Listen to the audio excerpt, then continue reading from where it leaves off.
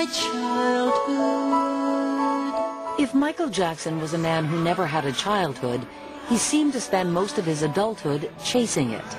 If he could, he told the rabbi, he would stay a child forever. I would love to come back as a child that never grows old, like Peter Pan. In fact, even at age 27, when Thriller was topping the charts, the king of pop was still living at home with mom and dad. I thought I was still this little kid. It's not time for me to go yet.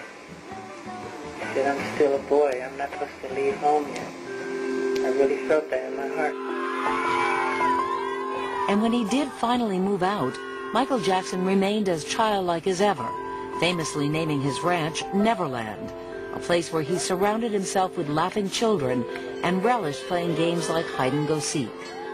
I see beauty in all children. They're all beautiful to me. They're so beautiful, and I love them all equally. He wanted to have an ordinary life, but for him ordinary meant reversion to his childhood. That if he could just build Neverland and have rides, which he didn't have when he was a kid, if he could just have monkey bars and merry-go-rounds, which he didn't have when he was a kid, then he would heal. But Neverland was a place where innocence and darkness would collide, as the real motives behind the King of Pop's connection to children raised unsettling questions. He didn't like talking about that. That was very painful for him. To the extent that he talked about it, he would say that it was a lie, it was a lie.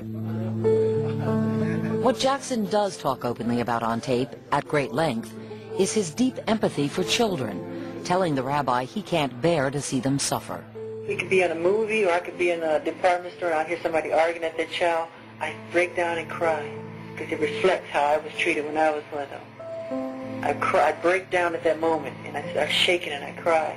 Can't take it. It's hard. Jackson didn't just love children. He told the rabbi he needed them. They were his refuge, his saviors. The happiness and the joy that I see in the eyes of the children, they saved my life, so I want to give it back. They saved me, Shmuley. I'm not joking. He says children have literally saved his life.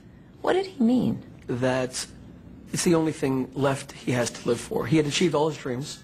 He'd become a billionaire, but that didn't make him happy. He'd become the most recognizable face on earth, arguably, but that didn't make him happy.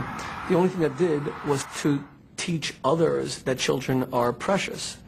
And that gave him purpose.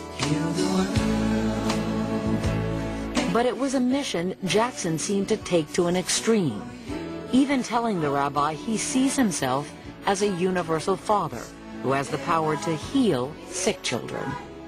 Do you feel like God gave you a certain healing power? I've seen children just shower all over me with love. They want to just touch me and hug me. I see them just come to me, just hold on and cry and not let go. And mothers take their babies and put them into my arms. Touch my baby and hold them. Touch my baby, touch my baby. He did see himself as someone of the Messiah with healing powers. He would say to me, I want to devote my whole life to helping kids. That's the only thing that's important to me. And I would say, you can help kids, but you're not their parent. Stop believing you're the child's Messiah. In August of 2000, Jackson invited Rabbi Shmuley and his family to Neverland. At the very same time, a young boy, a 13-year-old cancer patient, was also visiting. Every time I talk to him, he's in a better spirit. And you're healing him, not just speaking. I know I'm healing. He said, I need you, Michael. And then he calls me Dad. I go, well, you better ask your dad if it's okay for you to call me Dad. He said, Dad, is it okay if I call Michael Dad? He said, yes. He said, no problem, whatever you want. Kids always do that. And I always feel that I don't want the parents to get jealous, because it happens sometimes, and it rubs fathers in a strange way, and the kids end up just falling in love with my personality. Sometimes it gets me into trouble, but I'm just there to help. 3 years later, that boy would accuse Michael Jackson of molesting him during that sleepover visit to Neverland. And though Jackson was ultimately vindicated after a 14-week trial, the charges would forever tarnish Jackson's name. You went to Neverland, and you were there when that boy was there. Correct. Did you ever see anything on tour? Did you get the feeling there's something odd here. No, I never saw anything. And Shmuley says the singer had repeatedly and emphatically denied similar allegations lodged against him in 1993, when another 13-year-old boy who had traveled around the world with Jackson filed a civil suit against him.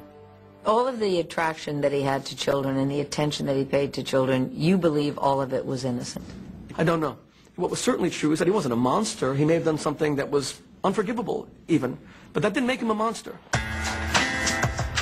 If the king of pop was drawn to children, he was often shy and awkward with women, as you'll hear in candid revelations about his celebrity dates and crushes, from Madonna to Brooke Shields to Princess Diana. Coming up, Michael Jackson on his complicated relationships with women, for better She held her hand and you felt, well, there's fireworks going off. or for worse. When Dateline continues.